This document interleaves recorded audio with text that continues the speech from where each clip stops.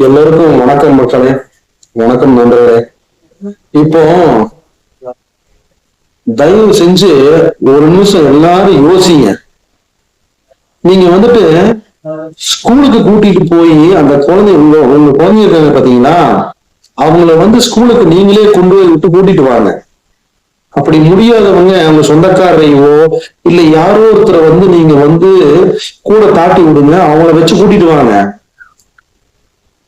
நீங்க என்னடான்னா அசால்ட்டா இருக்கீங்க. உண்மையை சொல்றேன், இந்த பெண் குழந்தைங்களை பெற்றவங்க இல்ல குழந்தைகள் மொத்தமா குழந்தைங்க பெற்றவங்களே வச்சுக்கோங்க, பெற்றோர்கள் எல்லாத்தையும் சொல்லல, ஒரு சிலர் வந்து ரொம்ப அசால்ட்டா இருக்கீங்க.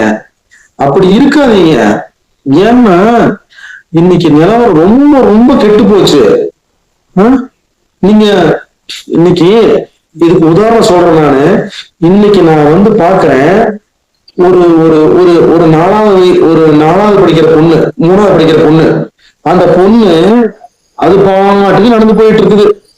பாத்தீங்கன்னா அந்த ரோட்ல யாருமே இல்ல, பக்கத்துல ஒயின் ஷாப் இருக்கு.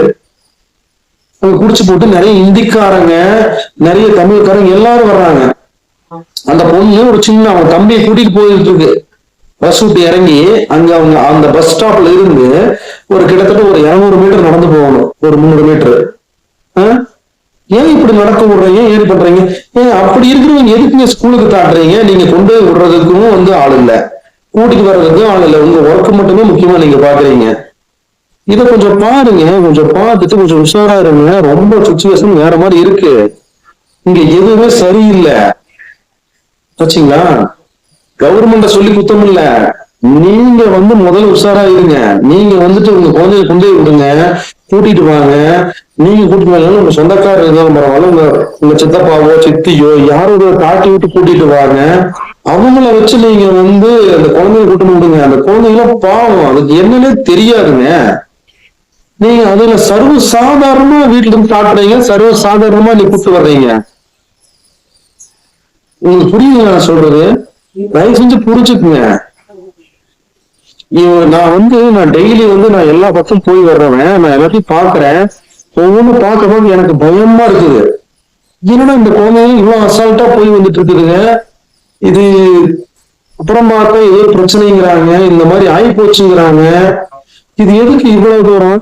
நீங்க சேஃப்டியா அந்த குழந்தைகளை வந்து காலேஜ் ஸ்கூல்ல கொண்டு போய் விடுறது, அதே மாதிரி கூட்டிட்டு வர்றது, அதே மாதிரி வீட்டுல வந்து ஒரு பெரியவங்க இருந்து உங்க பார்த்துக்க சொல்லுங்க. எங்கேயாவது வெளியே போனா அவங்க கண்காணிக்க சொல்லுங்க. கொஞ்சம் பார்த்து நீங்க கொஞ்சம் இதா இருங்க. நீங்க வந்துட்டு நீங்க எல்லாரும் அசால்ட்டா இருந்துடுறீங்க. இருந்து போட்டு அந்த குழந்தைங்க கடைசியில சீரழிஞ்சு சின்ன ஆகி அதுக்கப்புறம் வந்துட்டு இப்படி ஆகி போச்சு அப்படி ஆகி போச்சுன்னா என்னங்க பண்ண முடியும்? எல்லாத்துக்கும் குழந்தைங்க இருக்குது, எல்லாத்துக்கும் வந்து பிரச்சனை இருக்குது. தொழிலையும் பார்க்கணும். ஆனா உங்க தொழிலை விட உங்க குடும்ப கஷ்டத்தை விட உங்களை நம்பி வந்து அந்த குழந்தைகளை பாருங்க. சரிங்களா? அந்த குழந்தைகளுக்கு இங்க என்ன நடக்குது, இந்த தமிழ்நாட்டுல என்ன நடக்குது, இந்த உலகத்துல என்ன நடக்குது எதுவுமே தெரியாது. இந்திக்காரன் யாரு, தமிழ்நாட்டுக்காரன் யாரு, அவன் என்ன பண்ணுவான், அவன் வேலைக்கு போறானா, அவன் வர்றானா, இல்ல அவன் என்ன பண்றான், அதுக்கு எதுவுமே தெரியாதுங்க. அதுக்கு அந்த சின்ன குழந்தைங்களுக்கு எதுவுமே தெரியாது. அது பாட்டுக்கு நம்ம ஸ்கூலுக்கு தாட்டி விட்டாங்க, பேக்க மாத்தி ட்ரெஸ்ஸை மாத்தி எல்லாம் பாட்டி விட்டு இங்க போ, அங்க போ, இப்படி போயிரு, நேரமா போயிரு, இந்த லஞ்ச் பேக் கொண்டு போ, இப்படி நீங்க தாட்டி விட்டுறீங்க. ஆனா அந்த குழந்தைங்க வந்து அதுக்கு என்னன்னே தெரியாது. அதுக்கு பாட்டுக்கு வருதுங்க போகுதுங்க. அப்படி எதுவும்னா என்னங்க பண்ண முடியும்? பார்த்து உஷாரா இருங்க. எனக்கு என்னமோ வந்து எனக்கு இன்னைக்கு ஒவ்வொரு தடவையும் பார்க்க பார்க்க இப்ப நடக்கிற விஷயங்களை பார்க்க பார்க்க ரொம்ப ரொம்ப எல்லாரும் அசால்ட்டா இருக்கீங்கன்னு தோணுது. இதெல்லாம் உங்களுக்கு எல்லாம் போய் சேருதா சேரலையா, இல்ல வந்து நீங்க இதெல்லாம் கண்டுக்காம இருக்கீங்களா, இல்ல பார்க்காத மாதிரி இருக்கீங்களா எனக்கு தெரியல. கொஞ்சம் பார்த்து தயவு செஞ்சு பாருங்க, கையெடுத்து கும்பிடுறேன், தயவு செஞ்சு கொஞ்சம் பார்த்து கொஞ்சம் எல்லாரும் கொஞ்சம் பாதுகாப்பா கொண்டு போய் விட்டு கூட்டிட்டு வாங்க. அந்த குழந்தைங்க கண்மையாக பார்த்துக்கணும். கொஞ்சம் வளர வரைக்கும் அவங்களுக்கா ஒரு விவரம் வந்து அவங்களுக்கா வந்து ஒரு ஒரு வந்து ஒரு ஒரு அளவுக்கு மேல வளர வரைக்கும் கொஞ்சம் நீங்க உஷாரா பாத்துக்குங்க.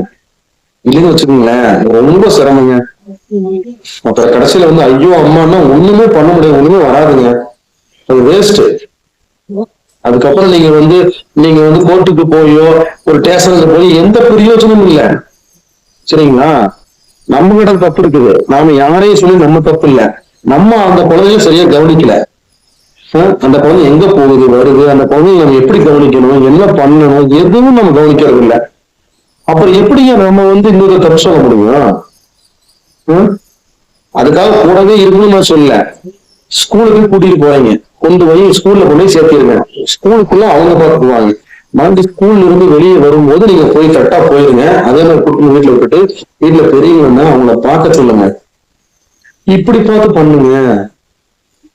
ஐயோ, எனக்கு எனக்கு எல்லாம் பார்க்க பார்க்க ஏன் எல்லாரும் இப்படி இருக்காங்க? இன்னைக்கு இன்னைக்கு இருக்கிற உலகம் போயிட்டு இருக்கிற ஒரு இதுல நீங்க எல்லாம் இப்படி இருக்கீங்கன்னு நினைச்சா எனக்கு ரொம்ப கஷ்டமா இருக்குது.